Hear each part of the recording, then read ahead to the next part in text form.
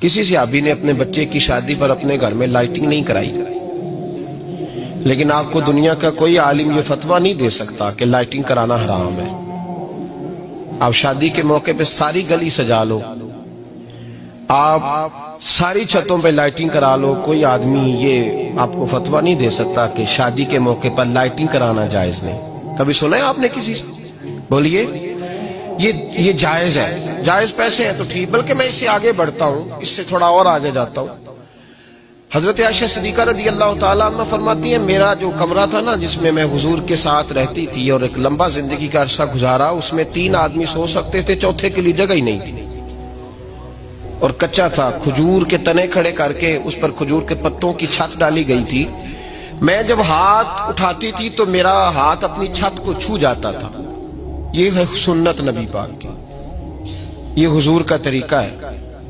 بتائیے پکے گھر میں، لینٹر والے گھر میں رہنا جائز کہ ناجائز؟ کیوں جی؟ حضور تو کچے مکان میں رہتے تھے، آپ نے کیسے پکا بنا لیا؟ دین کو اس کی اصل بات میں سمجھیں، آپ ایسا نہ کریں جس میں انتشار اور امت تقسیم ہو، اس کا اصل مزاج دیکھیں۔ مہندی کے موقع پہ اگر کوئی آدمی 6 دیگیں دال چاول کی پکاتا ہے تو منع نہیں، جائز پیسوں سے پکائے۔ انہیں لائٹنگ لگوائی، کوئی منع نہیں، سارے محلے کو کھانا کھلایا، کوئی منع نہیں، بلکہ نبی پاک نے فرمایا بہترین مسلمان ہی وہ ہے جو سلام پہلے لے اور روٹی زیادہ کھلائے، تو بہترین مسلمان ہے۔ ناجائز کیا ہے؟ ناجائز ہے شادی کے موقع پر بینڈ باجا بجانا، اس میں رقص کرنا، اس میں بھنگڑے ڈالنا، عورتوں مردوں کا اختلاط ہونا، عورتوں کی مووی بنانا، یہ چیزیں ناجائز ہیں۔ تو جو ناجائز ہے اس پہ پابندی لگائی جائے گی، جو جائز ہے اس کے بارے میں یہ کہا جائے گا کہ بھائی احتیاط کی جائے، سنت کی طرف دیکھا جائے تو بہتر یہی ہے۔ لیکن اگر کوئی کسی آدمی کے پاس جائز پیسے ہوں، وہ 100 کنال کے گھر میں رہے، اگرچہ سنت یہ نہیں، اور یہ تو کوئی فتویٰ نہیں نہ دے سکتا کہ حرام ہے تیرا 100 کنال کے گھر میں رہنا، کہ ہے فتویٰ کہیں آپ نے سنا؟ تو ہمارے ہاں تکلیف کا معاملہ یہ ہے۔ دیکھیں میرے بھائی، کسی بھی صحابی نے، بڑے درد کے ساتھ بات کر رہا ہوں اور یہ میرا درد ہے، میں درد سے اپنے دل کو، اپنے ایمان کو حاضر ناظر کہہ کے بات کر رہا ہوں۔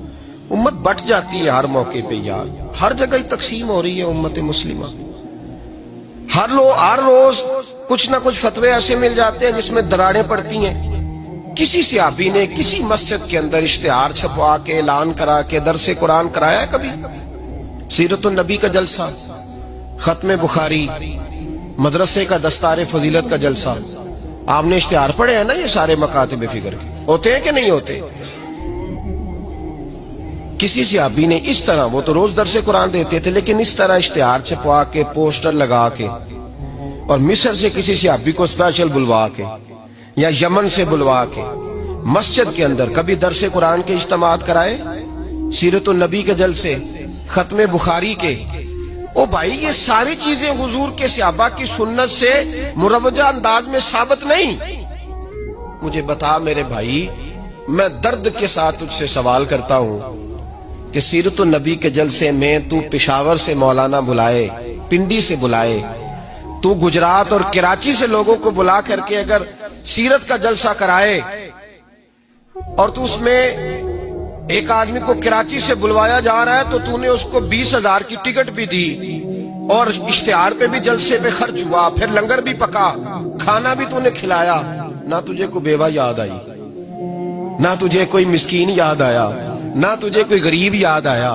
حالانکہ کہنا چاہیے تھا نا یہ جو لاکھ روپے لگ رہا ہے کسی بیوہ کی خدمت کر دینی چاہیے، یتیم کو دے دینا چاہیے۔ درد کے ساتھ بات کر، سوال میرا یہ ہے کہ وہی کام جو سیرت کے جلسے میں ہوتے ہیں، پہلے تلاوت ہوتی ہے، پھر نعت ہوتی ہے، پھر کسی عالم کا بیان ہوتا ہے، وہی کام صرف نام بدل کے کیا جائے، عید میلاد النبی نام رکھا جائے صلی اللہ علیہ وسلم۔ یہ میں آپ کے ذہنوں پہ دستک دے رہا ہوں، تقریر نہیں کر رہا، صرف دستک دے رہا۔ او بھائی دیکھو، ایک آدمی وہی کام نام بدل کے کرے تو جائز ہے، اور اگر اس میں نبی پاک کے میلاد کا نام رکھ لیا جائے یا نعت کا نام رکھ لیا جائے تو پھر مجھے اجازت دے میں تجھ سے سوال کروں کہ صرف تجھے حضور کی تعریف پوری لگتی ہے؟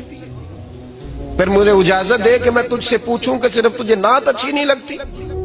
پھر مجھے اجازت دے کہ میں تجھ سے پوچھوں کہ تجھے صرف رسول اللہ کے قصیدے اچھے نہیں لگتے؟ دے مجھے اجازت کہ میں تجھ سے سوال کروں کہ جہاں ذکر رسول کی بات آئے وہاں تو پریشان کیوں ہوتا ہے؟ تجھے پتہ ہی نہیں یہ تو وہ ذکر ہے کہ رب فرماتا ہے تم بیان کرو نہ کرو وَرَفَعْنَا لَكَ ذِكْرَكَ، محبوب میں نے خود تیرے چرچے ساری دنیا میں بلند فرما دیے۔ اور نبی پاک نے پوچھا حضرت جبریل سے کہ چل جبریل تو بتا میری امت کو پتہ چلے رب نے میرا ذکر کیسے بلند کیا ہے۔